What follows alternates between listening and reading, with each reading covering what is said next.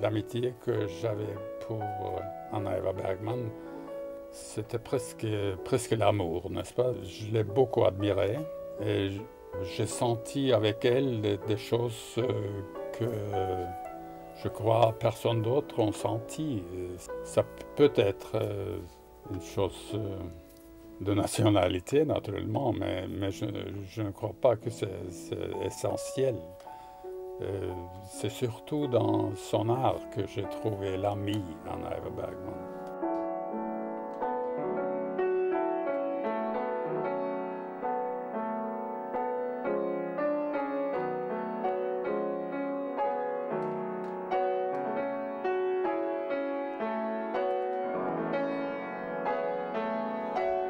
Comme ça, on peut dire que Anna Eva Bergman se trouve sur le terrain qui est peut-être le plus intéressant dans la peinture de notre âge. C'est là où l'abstraction rencontre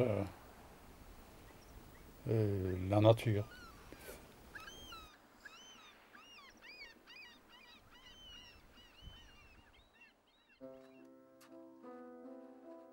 J'ai rencontré Anna Eva Bergman à l'occasion d'une exposition de Hans Hartung à la Galerie de France en 1957.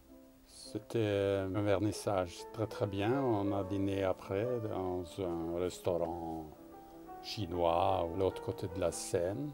J'étais à côté de Anna Eva Bergman que j'ai rencontrée là pour la première fois. J'ai été quelques fois dans leur maison à rue Gobet. Je ne les ai jamais rencontrés rue Cels. Après les années 50, je les rencontrais à peu près chaque fois que j'étais à Paris. Et à Paris, les dernières années à Antibes. Et j'étais là même quelques jours avant qu'elle était transportée à Grasse, où elle est décédée. Et c'est à ce moment-là que j'ai commencé le travail avec le livre que j'ai écrit sur elle. Il y a 2 fois qu'elle était en Norvège, où j'ai arrangé des expositions et de Hans Hartung en 78, et puis d'elle dans sa 70e année, c'est-à-dire en 79, une grande rétrospective au musée Henny Onsstad. C'était une très belle exposition. Elle était très contente, je me souviens.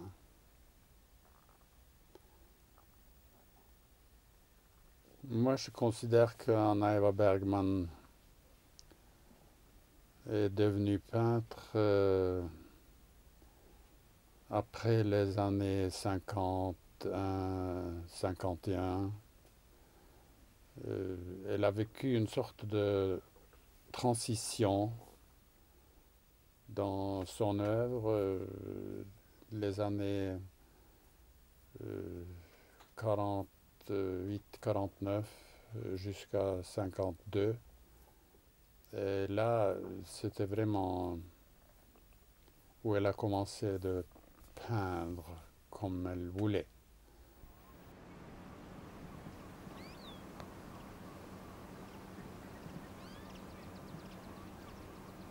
Le point le plus important, naturellement, c'est la découverte du paysage de Norvège.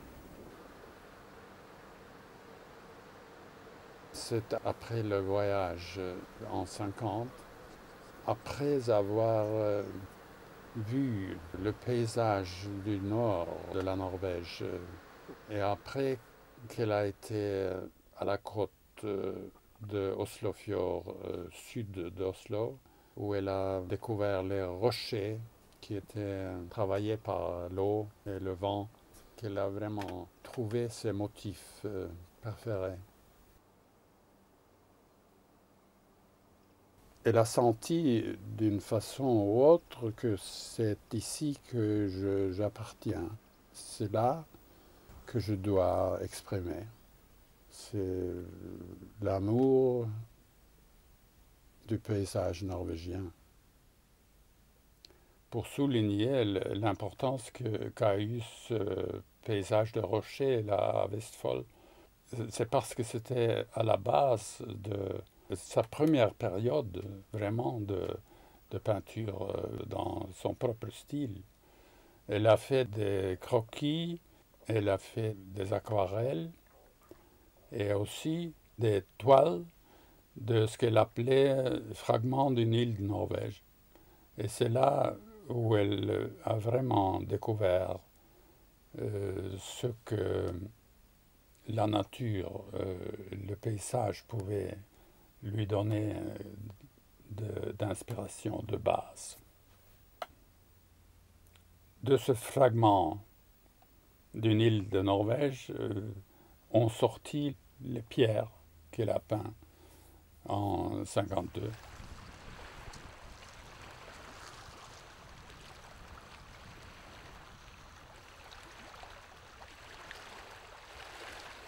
Après la période des cailloux, justement dans 52-53, elle a commencé à créer ces choses qui sont plantées sur Terre, c'est-à-dire des montagnes qui sont vraiment là, placées sur Terre, et qui couvrent presque toute la toile. À Loftus, Anna Eva Bergman a passé plusieurs étés de son enfance, sa jeunesse, chez ses tantes. Et elle a eu chaque jour devant ses yeux cette grande montagne à l'autre côté du fjord. C'est donc une mémoire qui a été dormante pendant des années, n'est-ce pas? Et soudainement, en 1952, elle commence à s'en ressouvenir. Et c'est là où commence cette période de choses vraiment massives. Il n'y a plus de pierres qui flottent dans l'air. Ce sont des motifs très très stables. Ce sont les fjords, il y a les montagnes, il y a les glaciers.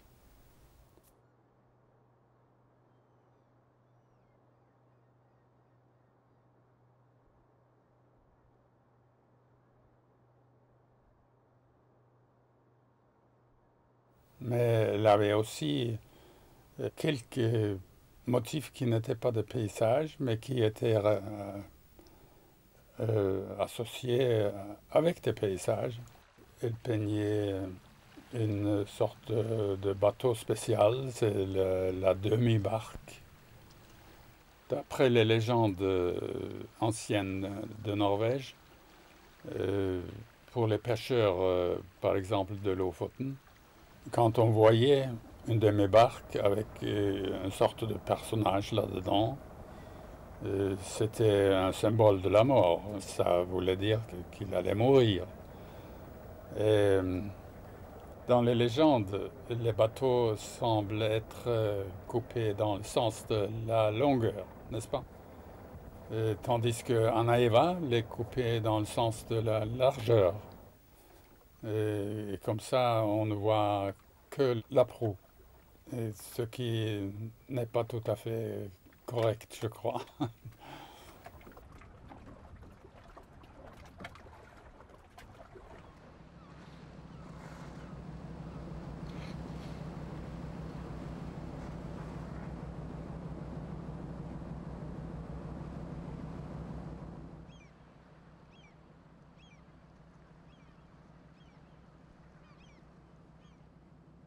Elle faisait beaucoup de tumulus, des tombeaux, et les stèles étaient parfois associées avec ces tumulus, mais je crois que la plupart des stèles ont été élevées sur des lieux où on cultivait la déesse de la fertilité, Frøya, par leur forme parfois un peu phallique.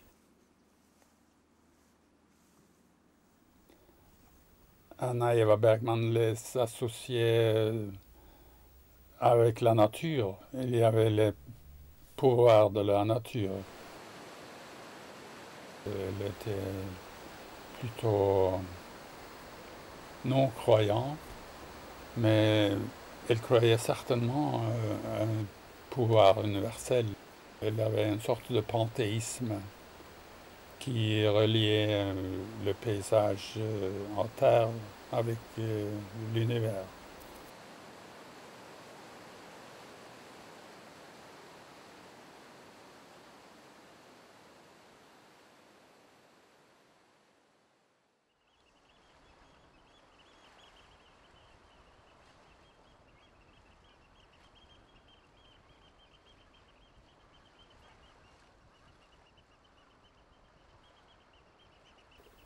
Oui, Anna Eva Bergman s'intéressait beaucoup aux astres. Je crois que c'était une sorte d'extension de son amour pour le paysage. Et elle a peint des lunes, des planètes, des comètes. C'était lié peut-être à la forme ronde qu'elle aimait beaucoup, mais surtout dans le mystère de l'astronomie, de tout ce qui se passait dans le cosmos. À un certain moment, elle s'était beaucoup intéressée à l'astronomie et la cosmologie. Un troisième motif qui n'était pas de paysage, et c'était la maison. Elle a eu un trait spécial pour les maisons. On voit dans ces peintures qu'elle a fait, par exemple à Ménorque, il n'y a que des maisons.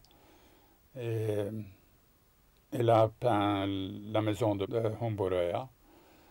Et aussi, elle les a fait beaucoup plus abstraits. C'était un motif favori jusqu'à sa dernière année.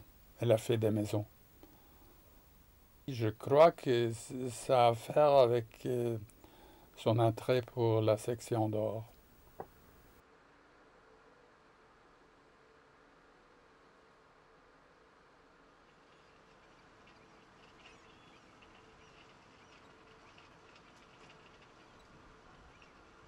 La lumière dans l'étoile d'Anna Eva Bergman, c'est le mystère de son art. Ça a à faire avec sa technique de feuille.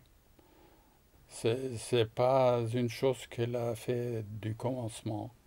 Par exemple, dans sa période de cailloux, de pierre, elle employait très rarement cette technique. C'est quand les motifs sont devenus les choses stables, les montagnes, les fjords, les glaciers, qu'elle a commencé à employer la technique de feuille, de métal. Dans une toile comme le fjord, par exemple, il y a la feuille d'argent au-dessous de toute la peinture. Ça donne cette lumière qui sort de la peinture. C'est une sorte d'immanence. Ils sont luisants en elles-mêmes, les toiles. Dans les tombeaux des dernières années de 50, elle a mis des feuilles en dessous, elle a beaucoup de couches de peinture et elle a gratté dans la peinture et la luminosité de cette couche de feuilles d'argent et d'or, euh, ça, ça, ça perce, ça transperce. Par exemple, Johan Merkert dit que la lumière est là. Mais tout de même, ça sort d'une certaine technique. Petit à petit, elle a découvert, recréé cette lumière, surtout des paysages du nord de la Norvège. Elle dit dans son carnet, par exemple, de 1950. Des choses importantes sur ce qu'elle a vu. Elle était passée le Risøysunn une nuit avec le soleil de minuit et elle voyait les montagnes tout à fait transparentes. Et il dit que si on veut peindre ça, il ne faut absolument pas être naturaliste.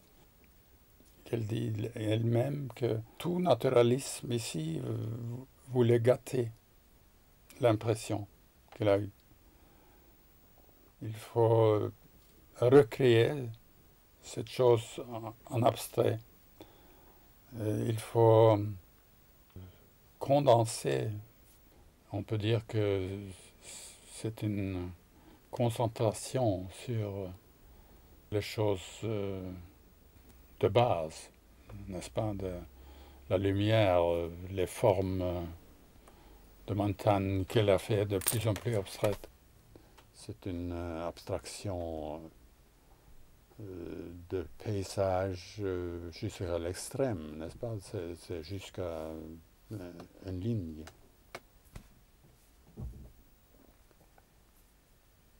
C'est à Antibes que Anna Eva Bergman a vraiment eu l'inspiration nordique, on peut le dire. C'est une sorte de nostalgie, je crois, des pays nordiques et de la nature du nord de la Norvège. C'est la nature de Finnmark qui a inspiré ces horizons, multi-horizons, je crois. C'est là qu'elle a vraiment eu cette énorme plaine multicolorée. C'était les couleurs de l'automne, déjà, là-haut. Donc elle a fait des Finnmark rouges et des horizons multicolorés. C'est peut-être ces toiles les plus abstraites qu'elle a faites.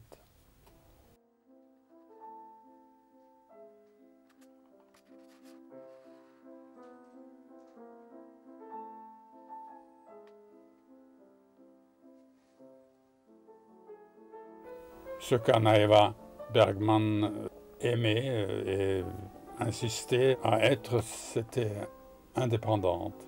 Son indépendance était très importante pour elle. Et c'est là aussi que moi, je l'ai commencé à comprendre, parce qu'elle était différente de tous les autres de son entourage.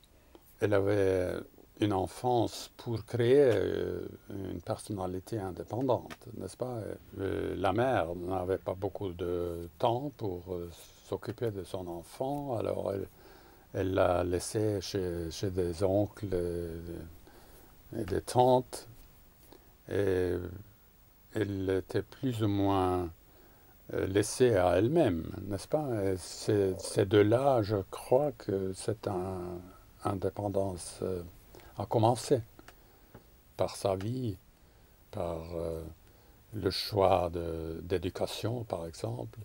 Elle a voulu quitter l'école, elle commençait à une académie de beaux-arts, et elle allait à Vienne avec sa mère, elle allait à Paris, elle a trouvé Hans Hartung, tout de suite fiancée, puis mariée la même année, n'est-ce pas, à l'âge de 20 ans. Très indépendamment de sa mère même.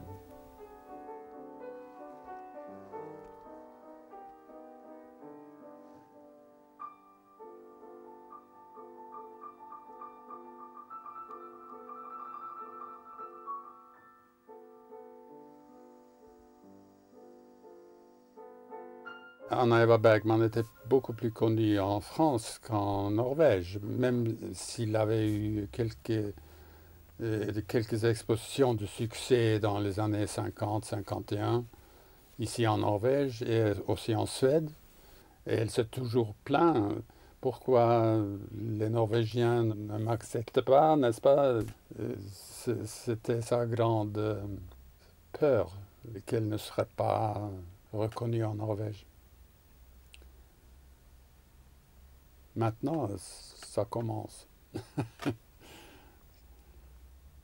Le jeune public se tourne vers elle maintenant et découvre l'originalité, par exemple, de sa technique qui, à tous ses motifs, donne cette lumière qui est caractéristique de la Norvège. C'est une chose éblouissante de découvrir cette lumière. Elle ne m'a pas beaucoup raconté de sa vie, mais j'ai trouvé peu à peu ce qu'elle a vécu.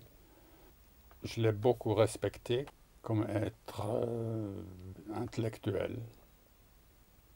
Elle avait une grande force intellectuelle, ce qui transpire de ses carnets, où elle a petit à petit développé toute sa philosophie de l'art. Et ça aussi le rend grand dans mes yeux.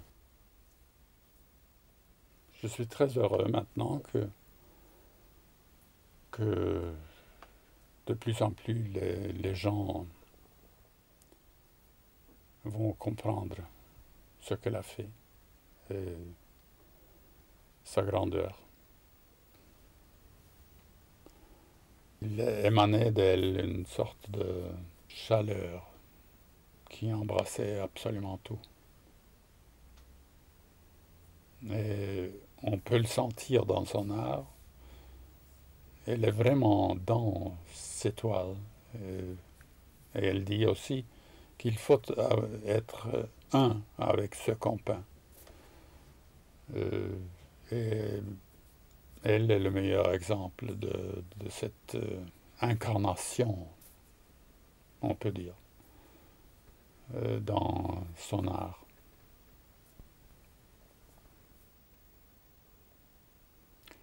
Je regrette beaucoup qu'elle n'est plus là.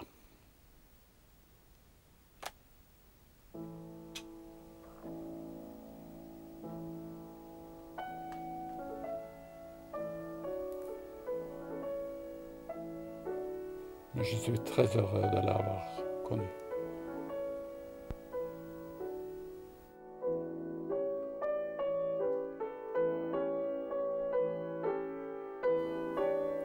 C'est une pièce de Grieg basée sur une chanson folklorique. La chanson s'appelle I Ola Darum I Olasjön.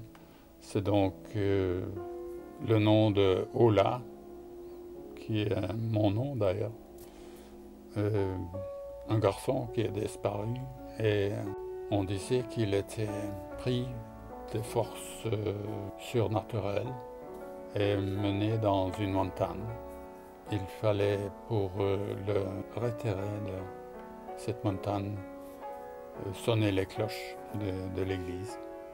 Mais en revenant, il s'est toujours souvenu de cette incarcération dans la montagne et il a une sorte de nostalgie vers la montagne.